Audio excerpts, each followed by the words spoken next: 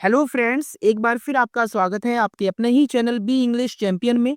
Guys, अगर आपको English में बात करना नहीं आता है या फिर आपको इंग्लिश बोलते समय काफ़ी हिचकिचाहट महसूस होती है तो ये वीडियो खास आपके लिए है और मैं वादा करता हूँ आपको बहुत ही कम समय में इंग्लिश बोलना सिखा दूंगा।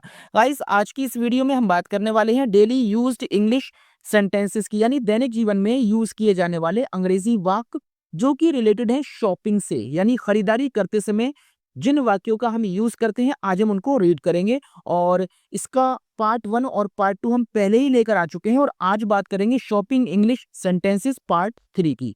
तो गाइस, एक एक वर्ड को मैं इंग्लिश में रीड करूंगा ताकि आप इसका सही प्रोनाउंसिएशन सीख पाएं और उसके बाद हर एक वर्ड का हिंदी मीनिंग मैं यहाँ नीचे लिखता जाऊंगा ताकि आपके लिए इसको पढ़ना और समझना बिल्कुल आसान हो जाए।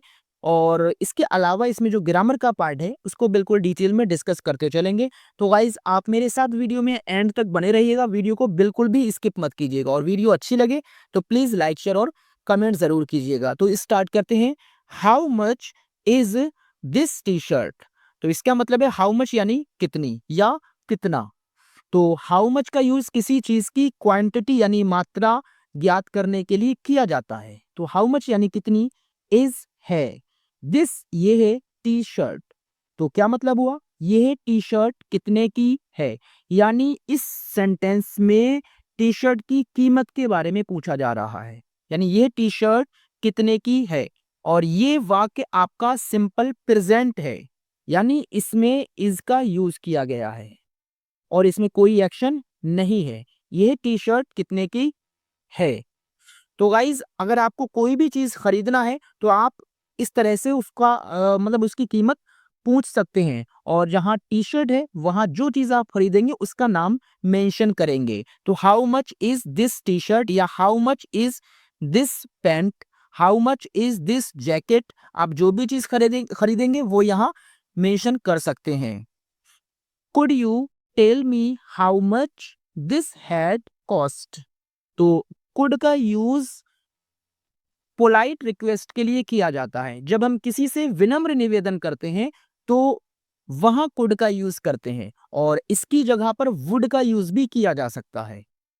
तो कुड एक मॉडल होती है जो कैन का पास्ट है और इसका हिंदी अनुवाद होता है सकता था या सकता है। दोनों तरह से हम इसका यूज कर सकते हैं सेंस के अकॉर्डिंग। तो कोई भी हेल्पिंग वर्ब या मॉडल जब सेंटेंस के स्टार्ट में आती है तो उसका हिंदी अनुवाद क्या से करते हैं, क्या सकते हो, क्या सकते हो। यू यानी आप, टेल का मतलब होता है बताना, टेल का मतलब बताना। मी यानी मुझे, हाउ मच, हाउ मच यानी कितनी। दिस यानी इस, हैट जो गोल वाला कैप होता है, टोपी होती है, उसको हैट कहा जाता है। कॉस्ट यानी कीमत और कॉस्ट के साथ ऐसा यूज किया है, ये आपकी वर्ब की फिफ्थ फॉर्म है, यानी जब फर्स्ट फॉर्म के साथ एस का यूज किया जाता है उसको फिफ्थ फॉर्म बोला जाता है और इसका यूज प्रेजेंट इंडेफिनिट टेंस के अफर्मेटिव वाक्यों में किया जाता है। तो ये इंटेरोगेटिव सेंटेंस है लेकिन अफर्मेटिव की तरह यूज किया गया है, तो इसीलिए यहाँ फिफ्थ फॉर्म आई है। कुड यू टेल मी, क्या आप मुझे बता सकते हो, how much this hat cost, यानी इस हैट की कीमत कितनी है। तो यहाँ पर विनम्र निवेदन किया जा रहा है, could you please tell me. यहाँ पर प्लीज का सेंस निकल कर आ रहा है। Could you please tell me, क्या आप मुझे बता सकते हैं, how much this hat cost, यानी इस हैट की कीमत कितनी है। Do you have this T shirt in a larger size? Do you have this T shirt in a larger size? तो डू एक हेल्पिंग वर्ब है और इसका यूज वाक्य स्टार्ट में किया गया है। तो कैसे अनुवाद करेंगे, क्या, यू यानी आपके और हैव का मतलब है पास है, हैव का मतलब है पास है। तो यहां पर हैव का यूज परेशन फॉर्म में किया गया है, यानी पास है या रखते हो। डू यू यानी क्या आप, हैव मिस रखते हो भी पढ़ सकते हैं। डू यू क्या आपके, हैव मिस पास है। और गाइस, इंटेरोगेटिव सेंटेंस में डू या डज हेल्पिंग वर्ब लगाकर हैव का यूज करते हैं और अगर ये अफर्मेटिव वाक्य होता तो वहां पर हमें डू या डज लगाने की कोई जरूरत नहीं थी, सिर्फ ऐसे ही बोलते you have this T shirt in a larger size, यानी तुम्हारे पास ये टी शर्ट लार्जर साइज में है। ऐसे बोलते, डू या डज लगाने की कोई जरूरत नहीं थी। लेकिन इंटेरोगेटिव में हेल्पिंग वर्ब डू या डज का यूज करेंगे। तो डू यू, क्या आपके, हैव पास है, दिस यानी ये टी शर्ट, इन यानी में, आ मतलब एक होता है और कोई भी पढ़ सकते हैं, लार्जर का मतलब है बड़ा, और साइज यानी आकार, या फिर इसको हम साइज भी बोल सकते हैं। तो do you have this T shirt in a larger size, यानी क्या आपके पास ये टी शर्ट बड़े साइज में है। तो लार्जर यूज किया गया, इसके लास्ट में ई आर, यानी लार्ज होता है और लास्ट में ई आर आया है। तो लार्जर, लास्ट में ई आर का यूज कंपैरेटिव डिग्री में किया जाता है, यानी जब हमारे पास कोई एक चीज है और हम उसकी कंपैरिजन किसी दूसरी से कर रहे हैं, तो वहां कंपैरेटिव डिग्री आती है, यानी लार्ज से बनता है लार्जर, यानी जो चीज है इससे बड़ा साइज। क्या आपके पास इस टी शर्ट का इससे बड़ा साइज है। Is this sweater available in red, तो is this sweater available in red, तो क्या है, दिस यानी ये है स्वेटर, अवेलेबल का मतलब होता है उपलब्ध, इन यानी में, रेड का मतलब है लाल रंग, यहाँ कलर की बात हो रही है।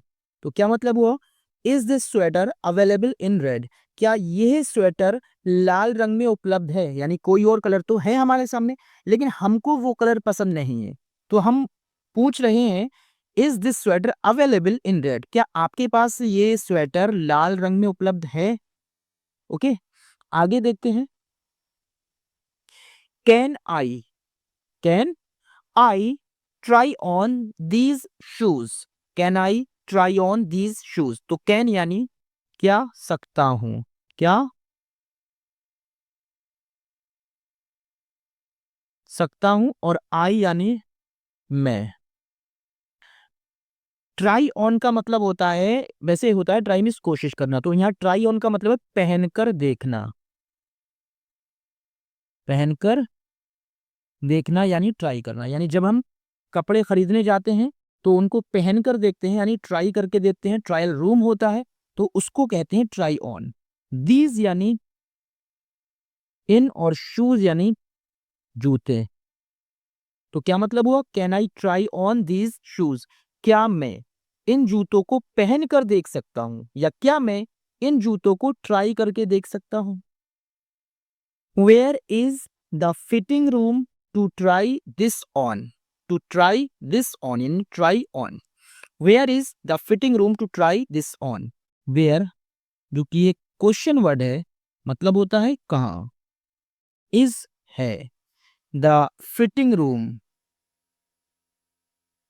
इसको ट्रायल रूम भी कहा जाता है, यानी जहां पर कपड़ों को पहन कर देखा जाता है। टू ट्राई ऑन यानी पहन कर देखना।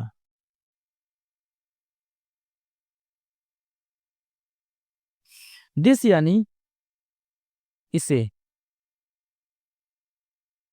Where is the fitting room to try this on, यानी इसे पहन कर देखने के लिए फिटिंग रूम कहाँ है। तो किसी भी चीज को अगर हमें पूछना है कि वो चीज कहाँ है, तो वेयर से क्वेश्चन करेंगे, where is the fitting room, fitting room कहाँ है, किस लिए, टू ट्राई दिस ऑन यानी इसे पहनकर देखने के लिए। Are these earrings part of the sale, are these earrings part of the sale, तो आर यानी क्या है, दीज यानी ये, और दीज यहां पर एक एडजेक्टिव पार्ट्स ऑफ स्पीच है, कौन सा, डिमॉन्स्ट्रेटिव यानी संकेतवाचक एडजेक्टिव है ये। ईयर रिंग्स, ईयर रिंग यानी जो कान में पहने जाते हैं तो उनको ईयर रिंग कहा जाता है। पार्ट यानी हिस्सा, ऑफ यानी का, द सेल का मतलब होता है बिक्री। Are these earrings part of the sale, क्या ये ईयर रिंग बिक्री का हिस्सा है। Is there a discount on this book? Is there a discount on this book? तो इज देयर यानी क्या है, आ यानी आ को हम यहाँ कोई पढ़ेंगे, आ यानी कोई। आ एक इंडेफिनेट आर्टिकल होता है जिसका हिंदी अनुवाद एक या फिर कोई से किया जाता है। डिस्काउंट का मतलब होता है छूट। ऑन यानी पर। दिस बुक यानी किताब। Is there a discount on this book? क्या इस किताब पर कोई छूट है? यानी हम अगर कोई बुक खरीद रहे हैं तो उसकी छूट के बारे में अगर हमें जानना है तो इंग्लिश में कैसे बोलेंगे? Is there a discount on this book? क्या इस बुक पर कोई छूट है? I am just checking out what's available, thanks. I am just checking out what's available, thanks. तो आई मैं, एम हूं, जस्ट यानी सिर्फ। चेकिंग आउट का मतलब होता है देख रहा, यानी किसी भी चीज को एक ऑब्जर्व करने की नजर से यानी जांचना, उसको चेक करना कहते हैं। तो चेकिंग आउट यानी देख रहा। व्हाट्स यानी क्या है। अवेलेबल यानी उपलब्ध। थैंक्स यानी धन्यवाद। तो क्या मतलब हुआ? आई am just checking out what's available, thanks. यानी मैं सिर्फ ये देख रहा हूं कि क्या उपलब्ध है, धन्यवाद। Where can I find the children's section? Where can I find the children's section? तो वेयर यानी कहाँ, कैन यानी सकता है, आई यानी मुझे, फाइंड यानी मिल। द चिल्ड्रंस सेक्शन यानी बच्चों का विभाग या बच्चों का सेक्शन, बच्चों का विभाग। इसका सेक्शन का मतलब होता है विभाग। ये अपोस्ट्रोफी कॉमा है तो इसका यूज का की के सेंस में किया जाता है। Where can I find the children's section यानी मुझे बच्चों का सेक्शन या बच्चों का विभाग कहाँ मिल सकता है। Can I pay by card? Can I pay by card? तो कैन यानी क्या सकता हूं,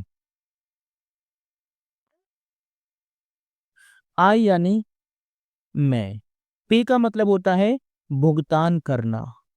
यानी जब हम किसी चीज की कीमत को पे करते हैं यानी देते हैं तो उसको पे करना यानी अदा करना या भुगतान करना होता है इसका मतलब।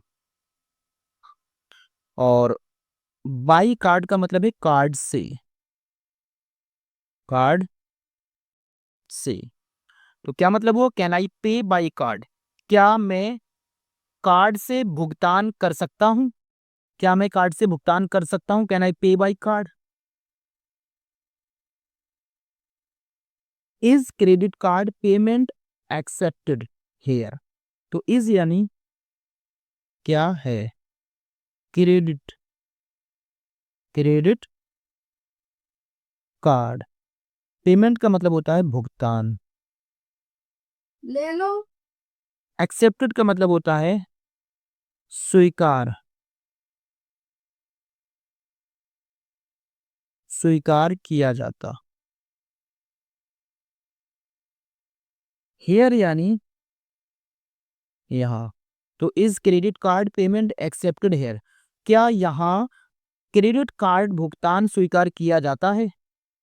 और आपका आखिरी वाक्य है डू यू टेक कार्ड्स और is it cash only? Do you take cards और इज इट कैश ओनली? तो गाइज ये आपका होमवर्क है और आपको इसका आंसर कमेंट बॉक्स में देना है। तो गाइज ये थी हमारी आज की वीडियो और उम्मीद करता हूँ आपको पसंद आई होगी और पसंद आई हो तो प्लीज वीडियो को लाइक शेयर कीजिए, कमेंट कीजिए। तो guys thank you so much for watching this video. Keep watching and keep learning. मिलते हैं नेक्स्ट वीडियो में।